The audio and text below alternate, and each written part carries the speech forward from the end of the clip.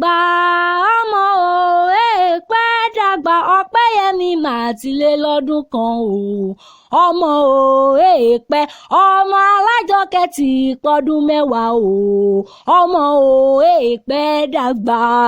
Ariike mọdé lónìí orí mi àfìrè ọmọ olówó dúró ohun ajífẹgbẹsẹ yọhun ajífọsùn lèmi kú ṣe Ọpẹ́yẹmí okú ọdún òsìkú àṣeyẹ tọdún tèyí mo kí ọ kú oríire wúrà rẹ lónìí mọ kí ọ ìyá rẹ abiyamọ tó tọ́ Olúwabùkúnmi Àjọkẹ́ abiyamọ jágbọrọgbọrọ ìyá tó mọ yìí ọmọ ó ní Ariike báńkì ọmọ mi ní méje mẹ́jọ ìdùnnú mi ni ayọ̀ mi ni èrè mi ni Olúwa ti fẹ́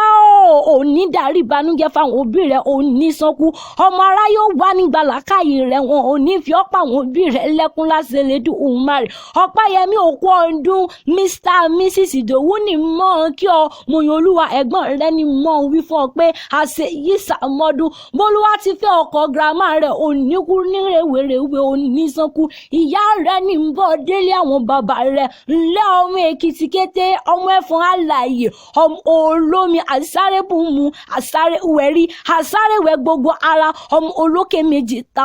takọ tabo lórí ara wọn ọmọ olókè tómòkè egun ọmọ wa ọmọ ẹkùn ọmọ olókè mẹ́rìndínlógún ìwọ lọmọ sàpàtàdówó ọmọ asòkúta dọ́là ọmọ ọlọ́yẹ̀mọye ìjọ yẹ́dùn wọn àròkun ìjọ yẹ́dùn wọn àròsà ìjọ yẹ́dùn wọn àròpọ̀ ńlẹ́bọ̀lúwa ti fi ọmọ aṣọ yẹ́sọ̀rù mo ní o jáde lé àwọn ìyá rẹ̀ Olúwabùkúnmi abiyamọ lọ́jọ́ gbogbo ọmọ Ìjẹ̀bújẹ̀ṣà ni ó ń lé àwọn ìyá rẹ̀ ọmọ Ìjẹ̀bú Ògbòrò ìwọ lọmọ awúrẹ́ fàṣẹbanu ọmọ ìgboro gàndúdà ọmọ olúlé owó ọmọ ọba ńlálẹ́ ìkúnlẹ̀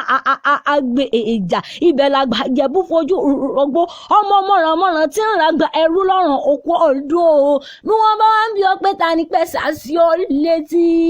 máa bá wí fún wọn pé mi Ariike Chanter ni èmi lọ́mọ olówó dúró ọmọ asùnkúngbadé òwú ló kọ́kọ́ gbàdé o bẹ́ẹ̀ dé fẹ́ ẹ béèrè tán.